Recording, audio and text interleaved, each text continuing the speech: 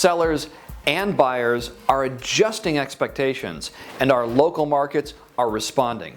I'm David Stark, and welcome to the East Bay Real Estate Weather Report. Regionally, there were almost 500 fewer choices for buyers compared with April 2025. Fewer choices didn't drive up prices. The median for the East Bay was down compared with last April. Those lower prices helped push home sales up slightly. Our look at local markets starts with the 880 corridor. Buyers had fewer choices in most of the 880 communities. Homes for sale in Berkeley, Hayward, Oakland, all down by 30% or more. Prices were mixed. Albany up more than 30% to 1.57. Castro Valley, San Leandro, Union City, all down. Sales were pretty much the same along 880 compared with last April, with most changes only a few units up or down. West Contra Costa County is next. Homes for sale mostly down with big drops in Hercules and Richmond. Prices were mostly up. El Sobrante up almost 30% to more than $800,000. Sales were mostly down, 50% down in El Sobrante and Pinole. Now we're in central Contra Costa County.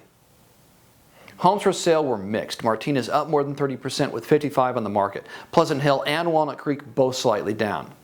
Prices also mixed. Concord and Pleasant Hill both down, while Martinez and Walnut Creek both up.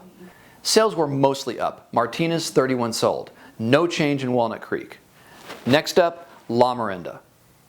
Homes for sale down everywhere. Orinda 35 on the market. Prices were down. Lafayette down 18% to 1.8. Sales down. Orinda 18 sold. We're in the Tri-Valley next. Homes for sale were mostly down. Alamo, Livermore, and Pleasanton all down in the 30% range. Prices mostly up. Alamo at 2.7, Dublin 1.5, and San Ramon 1.9. Sales were mixed. High prices weren't a factor in Alamo and San Ramon, sales up in both communities. However, Pleasanton down with 32 sold. And finally, we're in the Delta. Homes for sale were mostly down. Antioch drops more than 35%. Prices mostly down. Discovery Bay at $699. Sales were mixed. Antioch and Discovery Bay both down, Oakley up. Last thought, there are a lot of things going on internationally and nationally right now that could make buyers nervous. However, in the East Bay, confidence in homeownership is still strong. Example, pending sales increased by almost 150 homes compared with last April. We'll see you next month.